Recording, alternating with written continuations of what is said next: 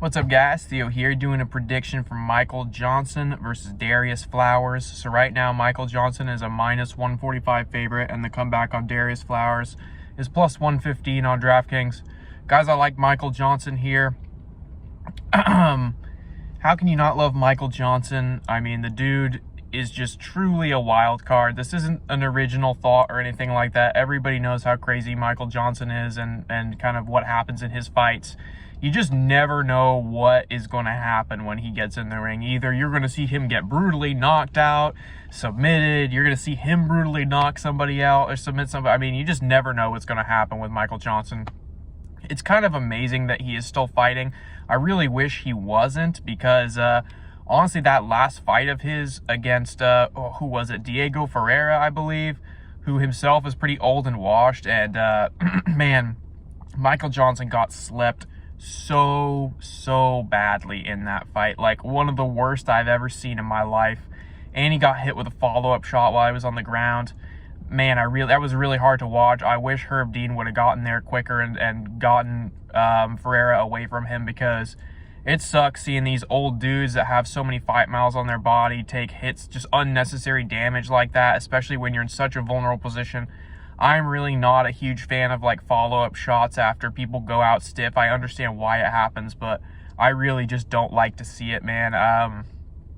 Even though I know there's not always something you can do about it, but anyway, I don't think that's going to be too much of an issue because, it's really not the first time that Michael Johnson has been knocked out or TKO'd or anything like that. The guy, it's not a new thing for him.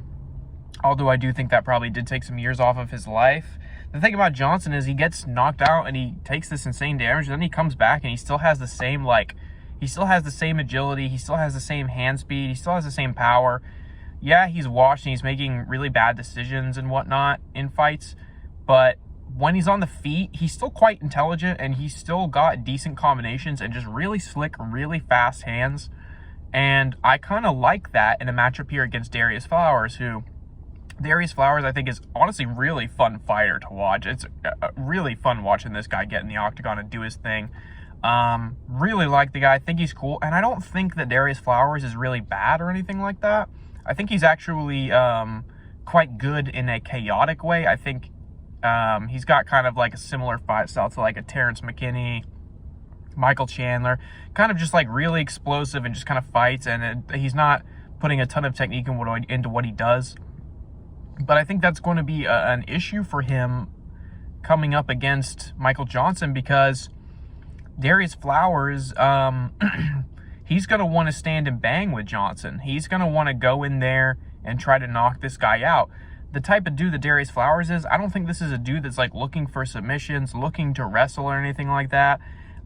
He just seems like he likes to crack.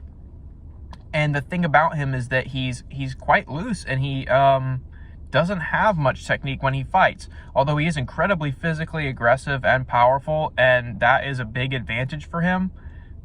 The lack of technique is kind of what worries me, is because you see him last a little bit longer in the octagon than other fighters who have kind of the same amount of holes in their game that he does. He manages to like do better, and he has like a lot better visuals than a lot of other dudes who have a lot of technical flaws, because he is very explosive and he is very fast and he's very, very game. He's incredibly game. He likes to fight. You can tell. You can just tell by the way he moves. But that's going to be a problem against Michael Johnson, because that's what Johnson needs to win at this point. He needs somebody to run at him and expose themselves. He needs somebody to open up for those slick, fast combinations. If Michael Johnson shows up in there and is not just a complete shell of himself, if he has any of that old hand speed, any of the old fight IQ that he had, I feel like he's going to be able to find a knockout here, because I think Darrius Flowers is just going to serve it up to him. Obviously, the alternate outcome is that Darrius Flowers sleeps him, but the thing about that is that Darrius Flowers hasn't ever shown the kind of patience that Diego Ferreira showed. He hasn't ever shown this composed fight IQ that Diego Ferreira showed.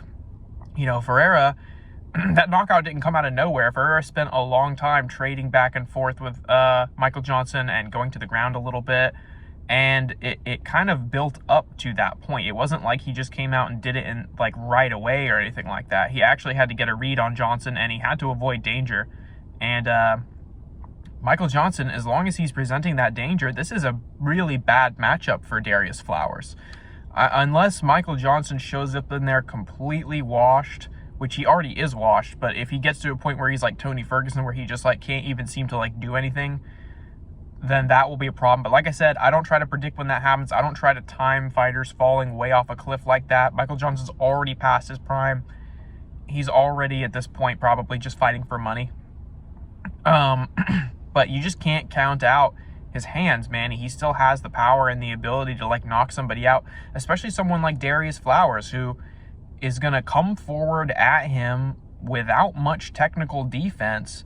And Flowers just, he is so game, and he can stay in the fight for so long, leaving those windows exposed, that any really high-level MMA fighter who's like a UFC level fighter, over the course of like a 3-round fight, is probably going to beat him. Unless they get knocked out by him or just bullied by him around the octagon, because he is capable of doing that. He's probably going to lose to like every single time he goes to decision. If he ever does, he's probably going to lose that, or he's probably going to get finished in like late second or third round, because he just has too many things in his game. He leaves too many openings for submissions. He gets hit a little bit too much. His upside is really the knockout, is that he comes in here and just is like physical and just knocks Michael Johnson out clean, just comes forward, and Michael Johnson can't do anything. But we can't really necessarily predict that happening, especially when Michael Johnson is still showing these crazy sharp, fast combinations where he can just get inside, and that's all Michael Johnson is going to need. He's just going to need a couple of those to land, and he can knock Darrius Flowers out. And Darrius Flowers is taking a gigantic weight cut for this as well. This is going to be his first time at lightweight, and he was a middleweight fighter. So that's a pretty crazy drop down, and usually your chin does suffer when you cut that much weight. We don't know how he's going to show up and look. Maybe he shows up and he looks really good, but I don't think that's likely. I think this guy that already isn't that skilled and is having a massive weight cut and is taking a big step up in competition, I think if Michael Johnson shows up with any ounce of his old athleticism left intact, I think Johnson is going to knock out Darrius Flowers. So give me Michael Johnson here at minus 145, guys. Keep it logged in. Going to try to get the rest of these picks out.